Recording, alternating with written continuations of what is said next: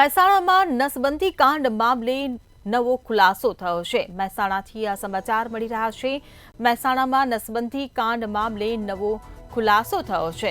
Target ન આપવાની વાત ખોટી હોવાના આરોગ્ય અધિકારીએ આક્ષેપ લગાવ્યા છે। તો ટાર્ગેટ મુજબ કામગીરીના આદેશ અપાતા હોવાના આરોપ લગાવવામાં આવ્યા છે। તો ટાર્ગેટ મુજબ કામગીરી ન થાય તો નોટિસો અપાય છે। તો નસબંધી કાંડ અગાઉ અપાયેલ નોટિસની નકલ પણ સામે આવી છે।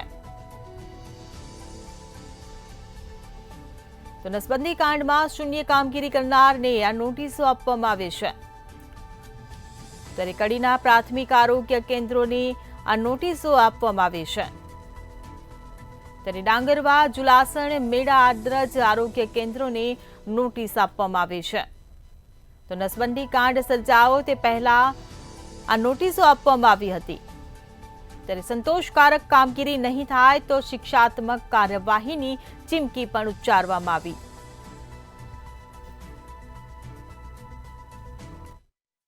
फ्री अप्रोच प्रोग्राम TFA हमें मेडिकल भाषा में कहते target free approach community need assessment target અમે આપવાનો હતો અમે સિવિલ સાબરકાંઠામાં એમને 375 કેસ કર્યા એવું અમે મહેસાણામાં નથી કર્યું। સાબરકાંઠામાં તો 375 કેસ કર્યા છે। ટાર્ગેટ થી ઉપર ગયા એ લોકો। ધેર વોઝ એ ટાર્ગેટ જે રીતે સંજય ગાંધી જે રીતે કર્યું હતું એવા અમે કેસો નહીં કરવા માંગતા। ફોર્સ વાજેક્ટોમી આમાં કેસ હોય અને કાઉન્સેલિંગ કરવાનો, કેસ પોતે સામેથી ચાલીને કે મારું ઓપરેશન કરાવવું છે તો અને તો જ ઓપરેશન કરાવવાનું, એનું કાઉન્સેલિંગ હોય, એની સહી હોય, કન્સેન્ટ લીધા સિવાય કોઈ સહી શકે નહીં। આમાં થંભ છે ભાઈનો, એને ઓપરેશન કરવા માટે સંમતિ આપી દીધેલી, એના આધારે એને એ લોકો લઈ ગયેલા।